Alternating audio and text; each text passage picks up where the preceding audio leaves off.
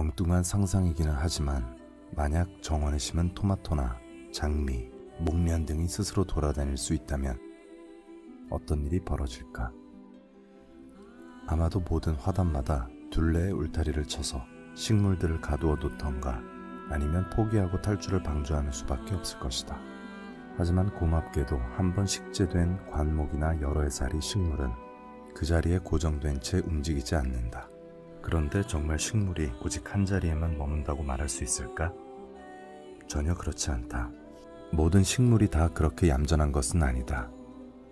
우선은 누구나 당연하게 여기는 것, 즉 잎의 색깔에 관해 이야기해 볼 필요가 있을 것 같다. 선택할 수만 있다면 식물들은 아마도 이 세상에서 존재하는 모든 색으로 잎을 치장해서 진정한 색채의 향연을 버리고자 할 것이다. 하지만 색채의 향연을 버리기 위해서 굳이 따로 선택할 필요가 없는 색이 하나 있다. 바로 녹색이다. 식물이 햇빛을 이용해 이산화탄소와 물에서 탄수화물과 셀룰로스를 비롯한 다른 구성 요소와 영양분을 생산한다는 사실을 학교에서 배운 기억이 있을 것이다. 그리고 광합성이 눈으로 직접 관찰할 수 있는 현상이 아니라는 것쯤은 알고 있을 것이다. 엽록소는 마그네슘을 함유한 탄화수소로 광합성을 가능하게 하는 물질 중 하나다. 모든 잎에는 식물이 빛 에너지를 이용할 수 있도록 도와주는 이 녹색 물질이 들어있다. 그런데 이 물질이 녹색인 이유는 무엇일까?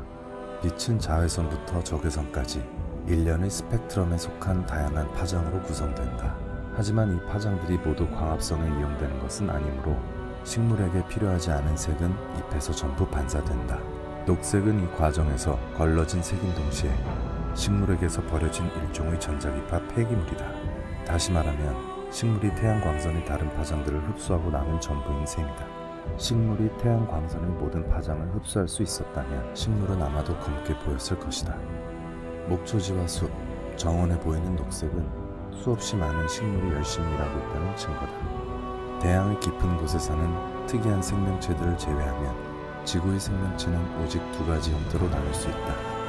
햇빛을 먹고 사는 식물과 식물의 존재에 기대어 사는 동물로 말이다. 혹시 당신이 지금 정원에서 녹색 풀이나 나뭇잎을 보고 있다면 지구의 모든 생명체에게 동력을 제공하는 엔진을 보고 있는 셈이다. 때때로 우리 정원에는 녹색의 변주에는 머무르고 싶어하지 않는 식물들이 존재한다. 예컨대 너도 밤나무나 단풍나무, 자주잎 자두나무 같은 붉은잎 식물들은 원래 녹색 잎이던 품종들이 개량을 거친 결과다.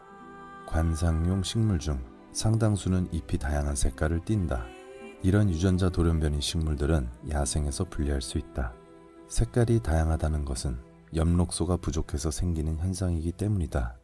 녹색 색소가 상대적으로 부족한 경우에는 심지어 여름에도 잎의 색깔이 우리가 가을에만 볼 수 있는 색소인 붉은 카로티노이드의 영향을 받는다.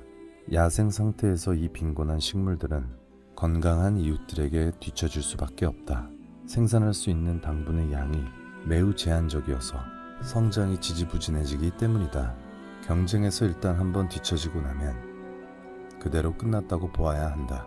성장이 더딘 식물들은 경쟁자들만큼 햇빛을 받을 수 없고 결국 번식할 기회도 얻지 못한 채 죽음을 맞이하게 된다.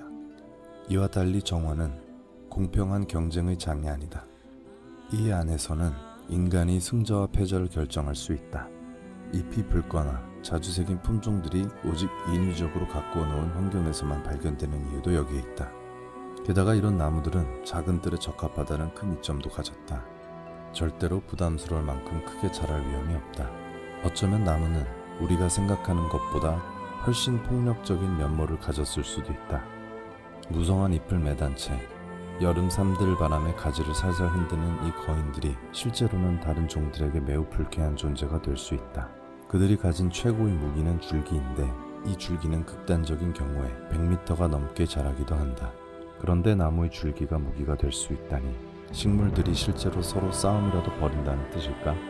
우리 뒤뜰에서는 을의 소리 없는 전쟁이 진행 중이다. 싸워 이긴 승자들에게 주어지는 상은 빛이다.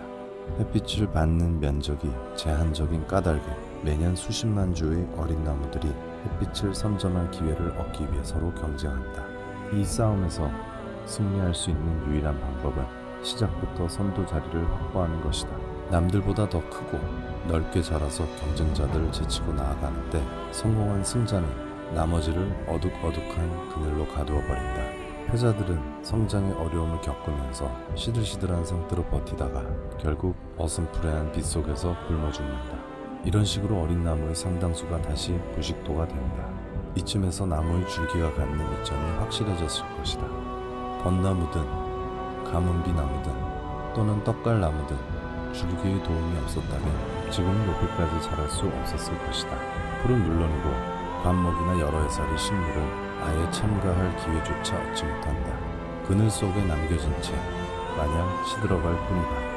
특히 빽빽한 숲의 표층이 매우 척박하고 식물이 자라지 않는 이유도 바로 여기 있다. 정원은 나무가 살아가기 좁은 서식 공간이고 나무의 공격적인 행동은 가능한 한 다양한 품종의 식물을 심으려는 집주인이 바람과 충돌할 수밖에 없다. 하지만 아무리 호전적이라도 나무 거인들을 무조건 배제할 이유는 없다. 예컨대 오크와 자작나무는 훨씬 타협적이고 다른 나무들보다 더 많은 빛을 투과시켜서 땅에 이르게 한다.